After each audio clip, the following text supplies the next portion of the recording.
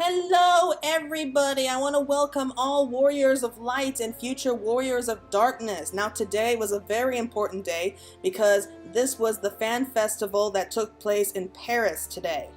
And I got up early to watch the live stream, and we got a whole bunch of new stuff waiting for us about the upcoming expansion of Shadowbringers.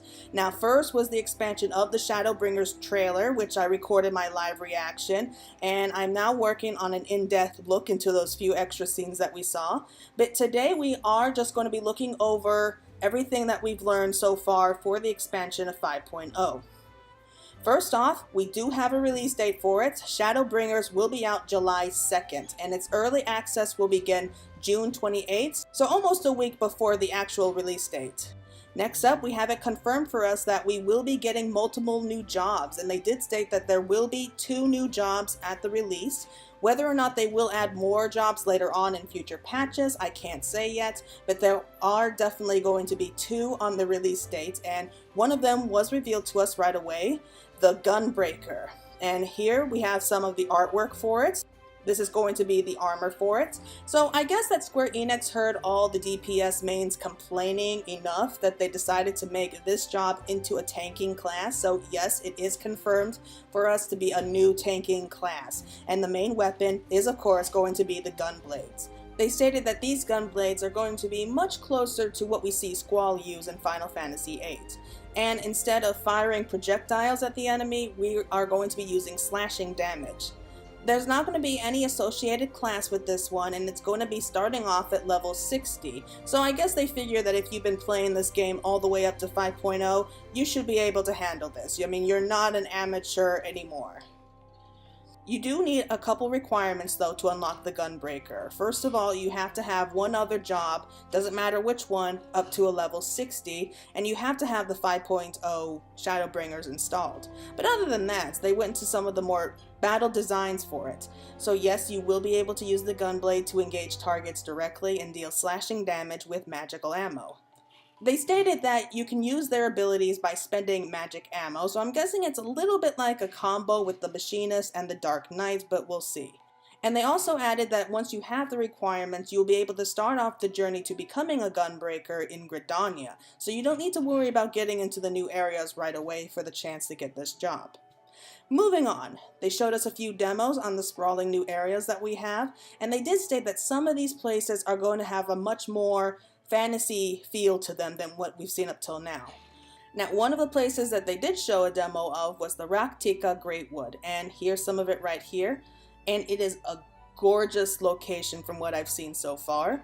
We are actually in a very unique place, because I was worried at first when I first heard about the Greatwood that it was going to be a little too much like the Chocobo Forest or maybe even like Gridania. That's not the case. I don't get the feeling of either of those places when I'm here.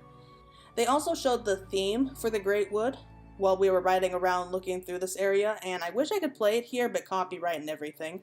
But it is stunning music, probably one of the best I've heard so far. And yeah, this is the new area for us and this giant forest. We'll be able to walk right up into the treetops. We'll be flying right between the canopy and the ground for the most part. It's all stunning to look at, like an entire city up in the trees. And we even have a few underground areas if you're into that. The second place that they showed though is Ilmek, which is known as the realm of the pixies. The Pixies are the new beast tribe that we'll be getting, and they are known to be tricksters, and they're going to be bringing many unique tricks to the Warrior of Darkness. Though they did promise us that they are not going to be as big of a pain as the Moogles were. Bit more on them in a moment. The new level cap is going to be raised from 70 to 80, like we were expecting, and they are going to be revamping the entire battle system.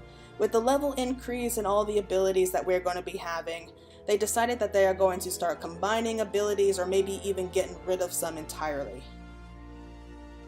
They will be talking more about the battle system for all the jobs later on at a different date, because if they tried to talk about it here in this keynote, it probably would have taken another hour. However, while they didn't show us any real information about the dungeons yet, they did tell us that we are going to be having 9 new dungeons during the release of 5.0. And they're going to be adding more later on in later patches like we expect, but 9 right off the bat. That's almost twice as much as they normally do.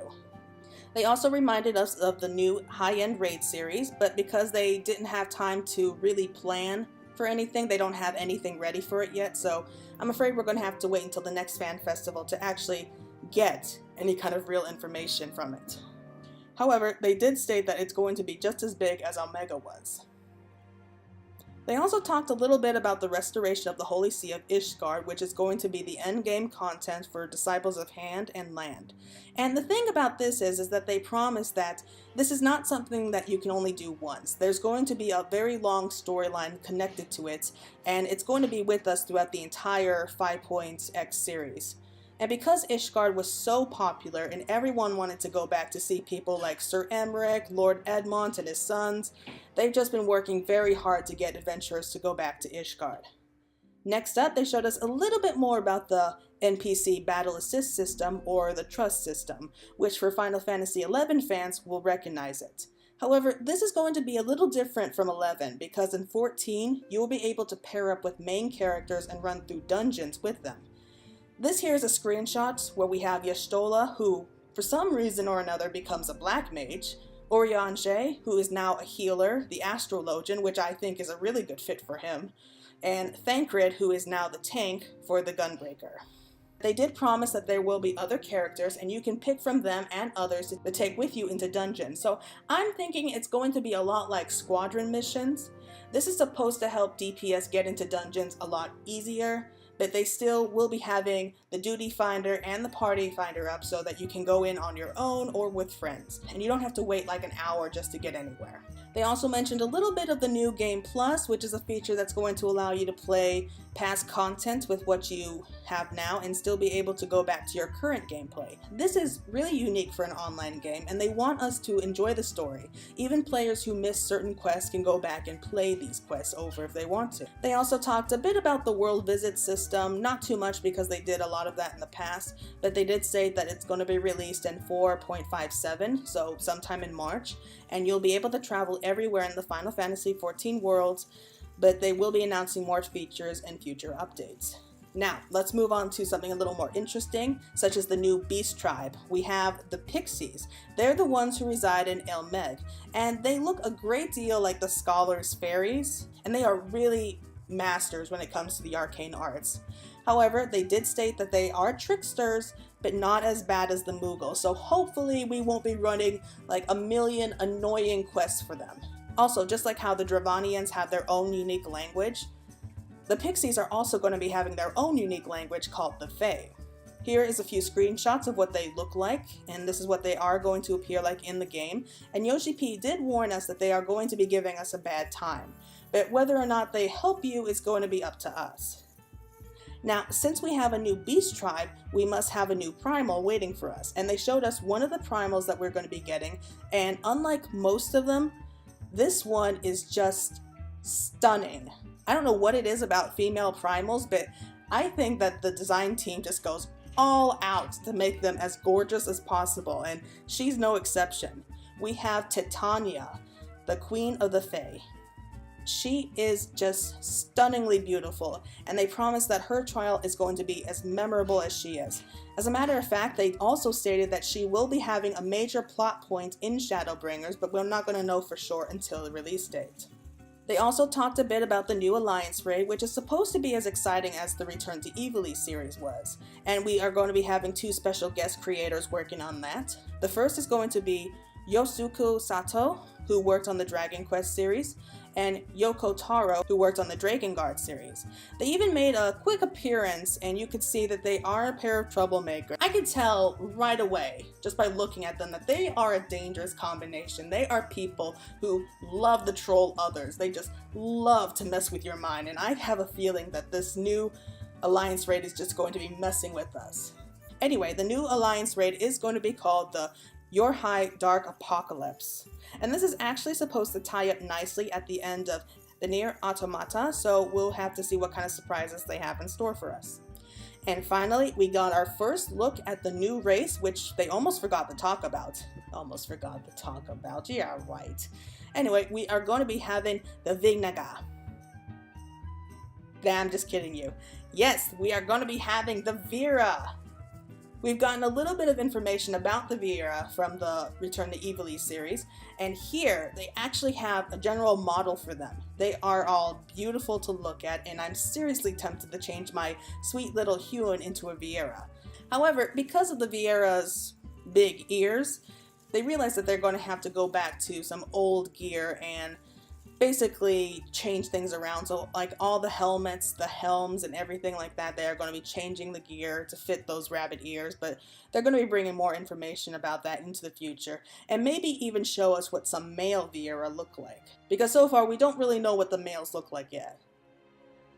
Right, so we're almost done. I have a few extra things to mention, such as the Collector's Edition. They showed a little bit of it and what the Collector's Edition of Shadowbringers will have, such as a special art book for Shadowbringers, though the one they had at the Fan Festival was empty because they're still working on the artwork.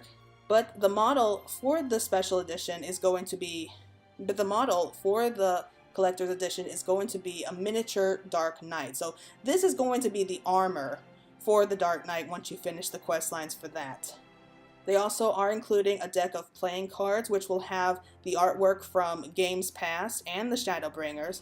In fact, getting the Collector's Edition is really the only way you'll be able to get these cards, as well as having a logo cling added in for good measure. As for the game bonus items, they have 3 of them. You'll be having the wind-up Fran minion, the Granius mount, which we saw a little bit before, and the revolver gunblade, all of which look really cool. Now, if you pre-order the game, whether that be the Collector's Edition or not, you can begin as early as February 6th. And they'll also be adding a few in-game bonus items for them too, such as the baby gremlin minion, so that you can have it mocking you during your entire journey. But they also have the Aetheryte earring. Now this is a very special item because not only is it going to give you a 30% bonus experience points, the entire item level status is going to be changing depending on what level you are currently at. So as soon as you equipped it, you don't even have to think about it again until you reach up to max level. In fact, they are planning to release this item as soon as possible, and you might be able to get the earring even in the 4.x series. And you might be able to get it before Shadowbringers even comes out, and hopefully help get your characters up to max level. Alright, so that is basically all the information that we got from the keynote so far about Shadowbringers. We do have the release date, which is going to be July 2nd, and this will be all the news that we will be getting until the next Final Fantasy FanFest, which is going to be taking place in Tokyo on March 23rd. So I hope you are all excited and are going to be looking forward to it, just like me. We still have about 2 months almost before we do get to the next fan festival. However, hopefully part 2 of 4.5 will be coming out before that. We don't exactly have a date for that just yet, but hopefully we should find out by tomorrow. So until then, hope you all enjoyed it, and please enjoy the rest of the fan festival.